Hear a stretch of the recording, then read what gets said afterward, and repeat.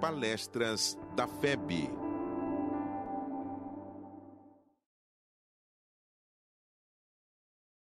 A leitura inicial é o nosso Vinha de Luz, do Chico Xavier, pelo Espírito Emmanuel, e a lição número 177, Edificação do Reino.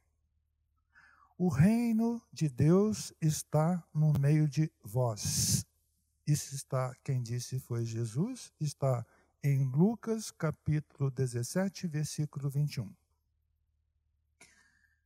Nem na alegria excessiva que ensurdece, nem na tristeza demasiada que deprime, nem na ternura incondicional que prejudica, nem na severidade indiscriminada que destrói, nem na cegueira afetiva que jamais corrige, nem no rigor que resseca, nem no absurdo afirmativo que é dogma, nem no absurdo negativo que é vaidade, nem nas obras sem fé que se reduzem a pedra e pó, nem na fé sem obras que é estagnação da alma, nem no movimento sem ideal de elevação que é cansaço vazio, nem no ideal de elevação sem movimento que é ociosidade, nem cabeça excessivamente voltada para o firmamento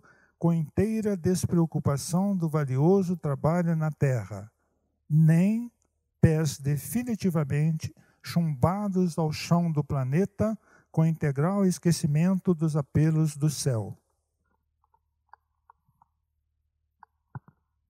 Nem exigência a todo instante, nem desculpa sem fim. O reino divino não será concretizado na terra pela prática de atitudes extremistas. O próprio Mestre asseverou-nos que a sublime realização está no meio de nós. A edificação do reino divino é obra de aprimoramento, de ordem, esforço e aplicação aos desígnios do Mestre, com bases no trabalho metódico e na harmonia necessária. Não te prendas excessivamente às dificuldades do dia de ontem, nem te inquietes demasiado pelos prováveis obstáculos de amanhã. Vive e age bem no dia de hoje. Equilibra-te e vencerás. Com a palavra, nosso querido Renato. Minhas irmãs, meus irmãos, realmente esse tema que nós estamos iniciando hoje é um tema que ele foi diminuído diante da riqueza do Evangelho, por incrível que pareça. Quando nós olharmos as parábolas, nós vamos ver que alguma coisa em torno de 70% a 75% delas falam sobre o reino dos céus, não é? Buscando essas fontes, nós aí ficaríamos de hoje até julho, para ver o assunto. E esse assunto realmente ele é muito importante. Os mentores, eles nos falam que, na verdade, é uma coisa forte a expressão deles. Toda a estrutura desse universo, olha só, foi feita para nos incentivar a fazer isso. Esse conhecimento de nós mesmos. Esse conhecimento que ninguém pode fazer por nós. E Jesus realmente se esmerou muito adequadamente à época dele. Mas ele deixou esse recado embutido para que aos poucos nós possamos ver a preocupação dele imensa com esse trabalho. Que nós, na verdade, nós já estamos fazendo, de nós nos conhecermos. Quando nós analisamos as grandes mensagens de Jesus, João, na última assertiva dele, no capítulo 21, o último versículo, ele fala que se fosse escritos tudo que Jesus fez e disse, não haveria livro na terra que coubesse o assunto. Meio exagero de João também, não é? Mas tudo bem. Na verdade, ele, dessa imensidão de ensinamentos, muitas pessoas, eu me incluo nela, destacamos 3, né, que são considerados os conhecimentos revolucionários de Jesus. O primeiro conhecimento revolucionário que Jesus fez foi o mais importante, foi a questão de Deus, né? Deus sempre é a coisa mais importante. Tudo gira em função de Deus. E ele, o mestre dos mestres, ele teve o primeiro embate dele, foi exatamente transformando o conceito de Deus que existia na época dele, não é? Os judeus, eles amavam Jesus, amavam o Pai ou temiam o Pai? Eles temiam o Pai, não é?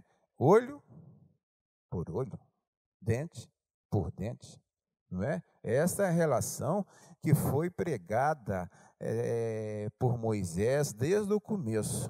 E foi pregada porque realmente era necessário esse temor inicial das criaturas para com o nosso governador maior. E Jesus, ele teve como seu propósito maior nos mostrar que Deus é amor, não é? É interessante, não é? Quando a gente faz um paralelo de culturas, um paralelo de religiões.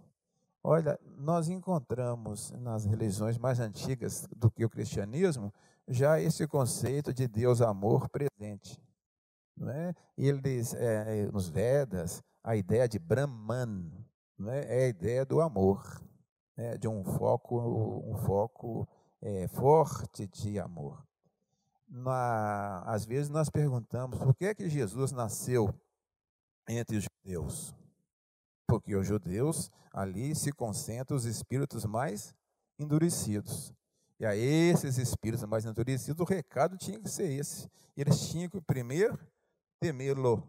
E aos poucos ir compreendendo e ficando admirado com a inteligência, com uma série de coisas dele. E Jesus trouxe esse recado de Deus, amor.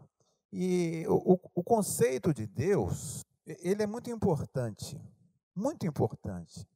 Na verdade, irmãs e irmãos, nós raciocinamos, nós nos entendemos através da ideia de Deus que cada um traz dentro de si.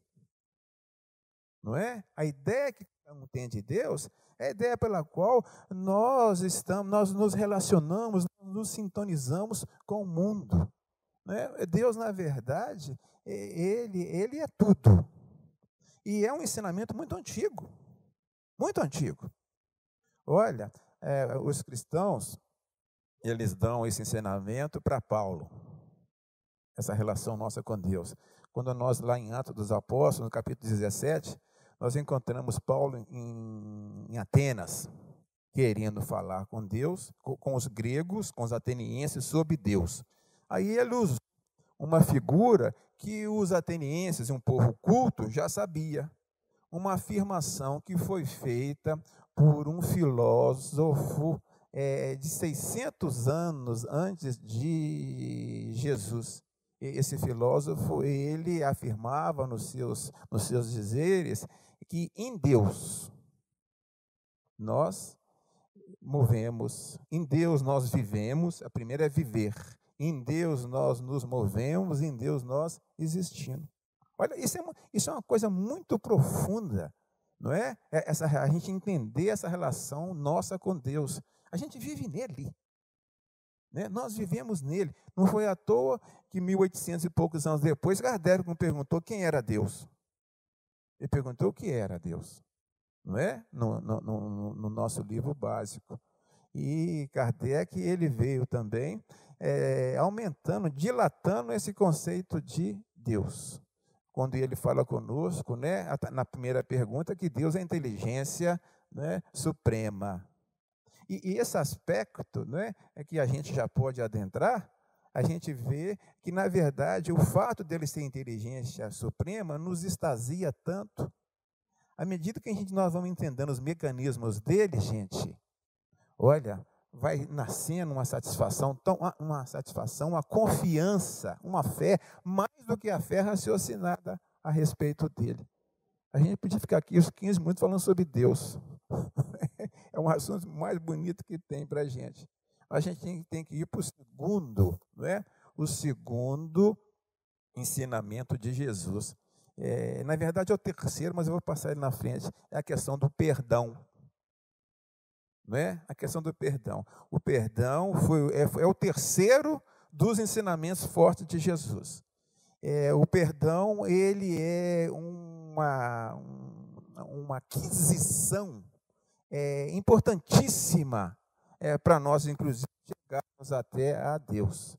É através da nós utilizarmos, nós empregarmos o perdão em nossas vidas, é que nós vamos nos aproximando de Deus.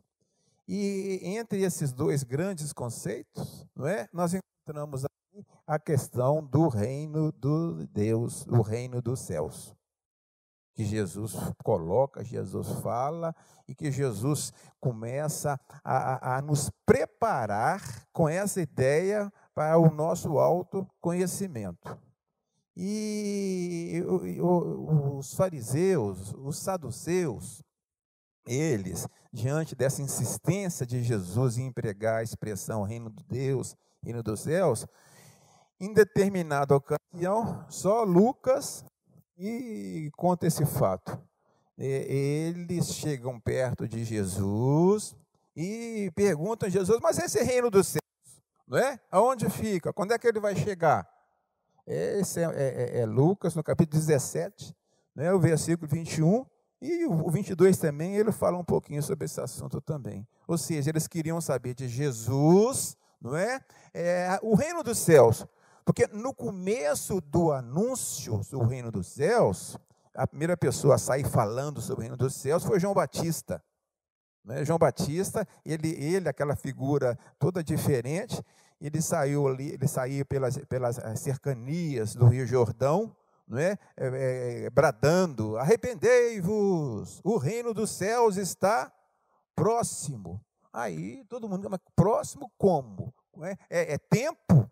É espaço? É local? E um dia cercaram Jesus e perguntaram para ele. E o mestre, graças a Deus, respondeu. Se eu não tivesse respondido, a gente não podia nem estar aqui hoje conversando. Não é? E ele fala, olha, não está ali, nem está aqui. Não é? E o reino dos céus, ele está, a tradução aqui, né, é no meio de vós. Mas há traduções mais fortes que falam dentro de vós, que é um lugar mais perfeito disso. Realmente, o reino dos céus está dentro de nós. E por que o reino dos céus está dentro de nós? Qual é a base do nosso entendimento disso? Olha, Deus está dentro de nós. Essa é a base do entendimento, não é? Deus está dentro de nós, né, de uma forma completa. A gente está sempre voltando para Deus. Deus está dentro de nós estamos dentro de Deus, não é? Essa é uma relação, olha só, Ele está dentro de nós e nós estamos dentro dele. E é necessário que nós chegamos nele. Não é? É necessário que nós cheguemos em Deus. E é esse trabalho, não é, que todos nós temos que fazer. E esta questão também de voltar para dentro de nós mesmos é outra informação muito antiga. Muito antiga. Essa informação muito se busca para falar qual foi a primeira pessoa que nos incitou, que chamou os homens, que chamou as pessoas para conhecer a si mesmo. Não foi Joana de Ângeles, não. Né? Esse o mote de Joana é esse. Mas a primeira pessoa que a gente tem na nossa cultura ocidental, não é? A gente acha que foi Hermes Trismegisto. E essa frase, ele colocou, essa busca, né, de nós nos conhecermos, ele colocou no alto de um templo que era muito procurado pelas pessoas, o templo de Delfos. Lá em Delfos, nós encontramos escrito em cima do templo, escrito que conheça a ti mesmo e decifrarás o enigma do universo. Essa é a frase completa de Hermes Trismegisto. E uma coisa joga muito com a outra, não é? Essa introspecção, essa volta para dentro de nós mesmos, nós vamos chegar no que é o universo, que é Deus. E a coisa é muito profunda. A coisa é profunda e sempre foi abordada por grandes pensadores. Olha, o fato dele, o nosso Criador, estar dentro de nós, dá margem para muita coisa, para muito entendimento. Platão, Sócrates e Platão, pela ordem, eles tinham essa ideia muito forte dentro deles, principalmente Sócrates. Sócrates, soldado raso, família humilde, não é? A mãe dele era uma parteira, Fenareta. O pai dele era um escultor, Sofronisco. Ele, ou seja, ele é classe bem baixa em Atenas. Ele, como soldado, um dia dizem que foi na parte do meio-dia. Ele, soldado, ele chega em Delfos junto com a tropa dele, senta no chão, na praça onde tinha o templo, olha para cima e vê a frase. E aí ele recorda dos compromissos reencarnatórios dele. A partir daí, a mente dele foi fazendo isso. Foi fazer esse entendimento de Deus dentro de nós. E o fato de Deus estar dentro de nós, entre outras coisas, nos serve que Deus, o nosso entendimento dele, né, é o que a doutrina espírita nos traz. Não é? A doutrina espírita nos fala que Deus é eterno. Não é? A doutrina espírita ele fala-nos que Deus é infinito. Deus é imutável. Deus é imaterial. Deus é único. Onisciente. Importantíssimo. Onisciente. Sabe tudo. Não é? Onipresente. Está em todos os lugares. E nos fala também que ele fala que Deus, o nosso Pai, é soberanamente justo e bom.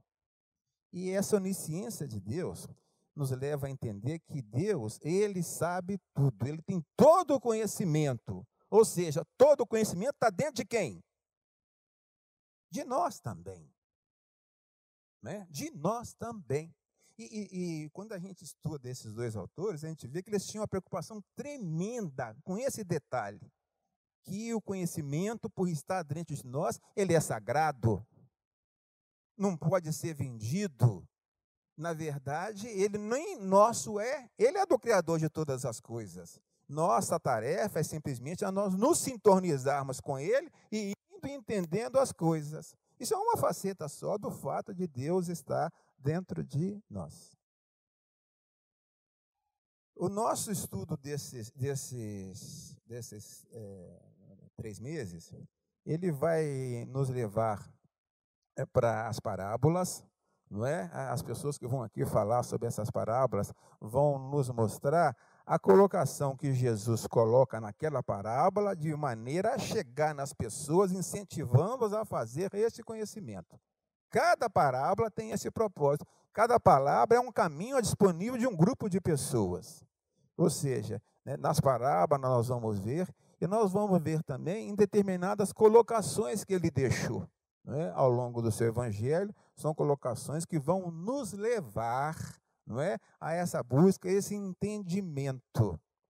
Olha, quando a gente vê a nossa vida, as nossas propostas, a gente vê que o maior objetivo que nós temos nesse planeta, não é? O maior objetivo desse planeta é exatamente o objetivo de nós conhecermos a nós mesmos. É o nosso grande objetivo. Quem fala isso Emmanuel coloca isso. Jesus fala isso. Aonde? No Evangelho de João, lá no capítulo 16, na conversa que tem pela última vez com os seus apóstolos reunidos, ele fala isso com eles, não é? Que o grande objetivo do homem no mundo é conhecer a si mesmo. As bem-aventuranças que nós vimos aqui, né, no começo dos nossos estudos, cada uma delas é um degrau.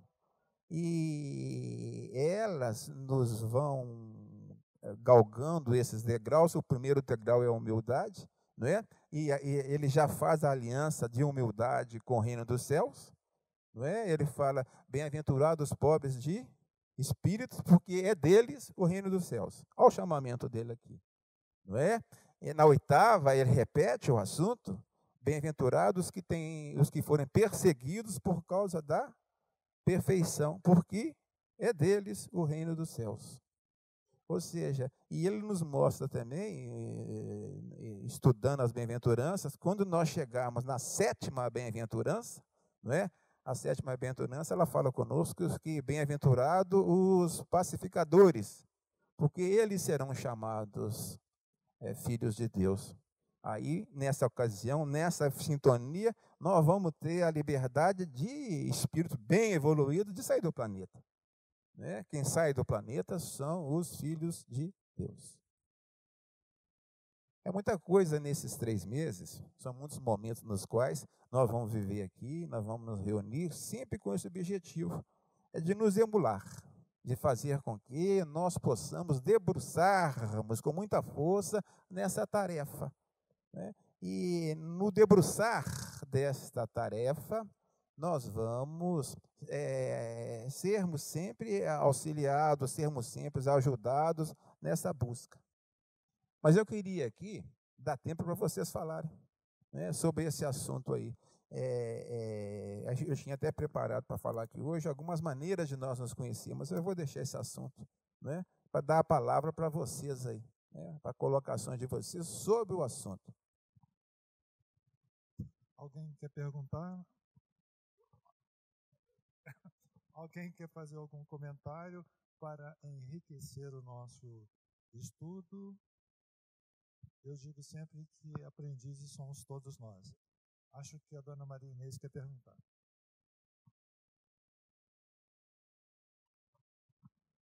Boa tarde, boa noite. Esse é um assunto muito interessante porque a gente estuda, sabe, compreende, mas a minha pergunta é: quando é que nós vamos vivenciar esse reino dos céus dentro de nós, para que a gente possa dar o salto qualitativo na nossa transformação? É aí que eu acho que vai ser o grande pulo, sabe, Renato? É quando a gente conseguir vivenciar isso, porque saber a gente sabe. Por que a gente não vivencia? O que está faltando para a gente vivenciar, para dar esse salto qualitativo? Muito bem. Inês, olha, a partir da década de 50 do século passado, começou a surgir na literatura mundial livro de autoajuda, não é? Eu acho até que foi aquele Dale Carnegie, não é? Carnegie, um negócio assim, que fez o primeiro livro de autoajuda. E a partir daí começou essa ideia, a importância dessa ideia. Hoje, quando nós entramos numa livraria, sempre tem uma prateleira ou mais de uma prateleira sobre o tema autoajuda, não é? Essa questão de que quando nós vamos sentir, não é uma questão que cada um tem a sua resposta. Né? Eu acho que não existe assim, existe mais emulações, incentivar a fazer, mas é uma resposta que faz parte do processo. Não é? Faz parte do processo que nós sabemos quando é que nós vamos atingir isso. Nós sabemos que isso vai ser gradativo, né? Gradativo. Essa gradação a gente pode avaliar que vai ser a partir das respostas que nós dermos às coisas que acontecem conosco. Não é? As coisas que acontecem conosco. Enquanto elas estiverem nos perturbando, nos desorientando, né, nós estamos longe do reino dos céus. Que o reino dos céus, sendo uma construção interior nossa, né, ele vai ser a partir... Pois não? Não pode falar.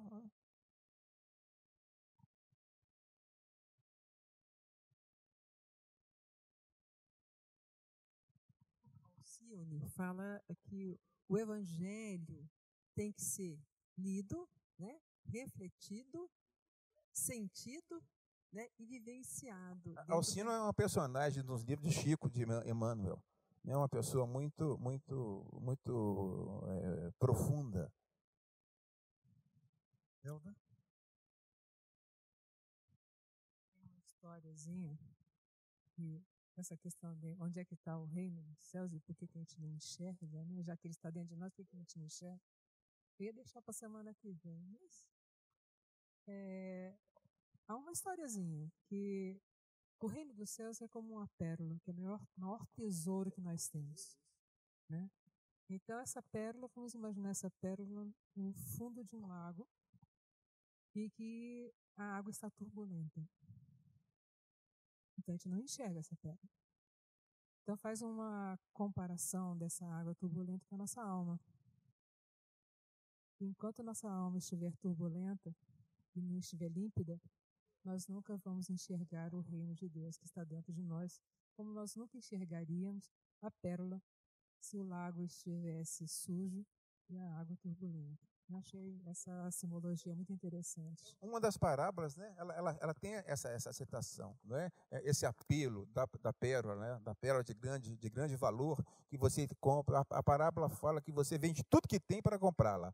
Mas, na verdade, é isso que a gente vai chegar. Não é? O que nós vamos ver, né? A intenção, irmãs e irmãos, é nos incentivar a importância da busca, a importância da ação. Não é? É tudo em função dessa descoberta. Tudo, não é? É menos as coisas que nós damos tanta importância diante dessa possibilidade de nós nos conhecermos, elas perdem a importância. Não é? E a tônica vai ser essa sempre, que é um trabalho nosso. É um trabalho que cada um vai fazer por si. Uma certeza nós temos. Qual é? E todos vamos conseguir. Todos vamos conseguir. Não é? Essa ressintonia. E quando a gente começa a olhar esses assuntos, a gente busca também as nossas origens. Não é? As nossas origens são tão nebulosas, onde nós fomos criados, como nós fomos criados, mas uma coisa a gente já tem certeza. No momento da nossa criação, nada nos dificultava a visão do Deus interior dentro de nós. Não é? Deus não nos colocou, né, num enigma para a gente resolver na nossa ignorância. Isso é lógico que não. Quando Ele nos criou, quando? Aonde? São boas perguntas, né? Um dia a gente vai saber. Ele nos colocou, nós o enxergávamos, nós o entendíamos, nós o percebíamos. Mas ele também, para que houvesse mérito com todos nós, ele nos deu uma coisa que, na maior parte das vezes, quase sempre nos atrapalha, que é o livre-arbítrio. Não é? Livre-arbítrio mal utilizado, ele nos afastou dessa sintonia com ele. Mas ele, quando nos criou, obviamente o caminho que ele nos colocou não foi esse caminho que nós estamos trilhando, todos nós. Muita gente não gosta de ouvir isso. Né? Muita gente não gosta de ouvir isso, mas é uma verdade. Né? Ele nos criou sintonizados com ele. E Emmanuel, que fala, quando ele fala sobre egoísmo, ele fala que a origem de tudo é o orgulho. Naquela lição que ele tem lá no Evangelho segundo o Espiritismo. Ele fala conosco, né? O egoísmo, filho espúrio do orgulho. A coisa até a gente fica até meio chocado. Provavelmente nós nesse lugar nós disputamos com Deus poder e grandeza. O mais provável é isso. Né? Essa falta, essa perda da sintonia foi uma atitude dessa. Tem um poema na literatura ocidental. Um poema feito por um inglês, John Milton. Eu não sei se vocês... É do século XVII. O Paraíso Perdido. Depois, hoje em dia, a internet nos facilita isso. É um poema que nos fala aquela história dos anjos decaídos, Lúcifer. Não é? Esse Lúcifer é uma personagem que nós somos, né? Que tem muito a ver conosco. Nós todos perdemos tínhamos a luz, né? E portávamos a luz e saímos perto dela. Dizem que esse universo foi criado há 18 bilhões de anos atrás para nos abrigar, né? Esse Big Bang, para nos abrigar aqui, para que possibilitar que aquelas pessoas tivessem um lugar mais material, mais materializado, para fazer esse reencontro. Esta é uma realização da Federação Espírita Brasileira.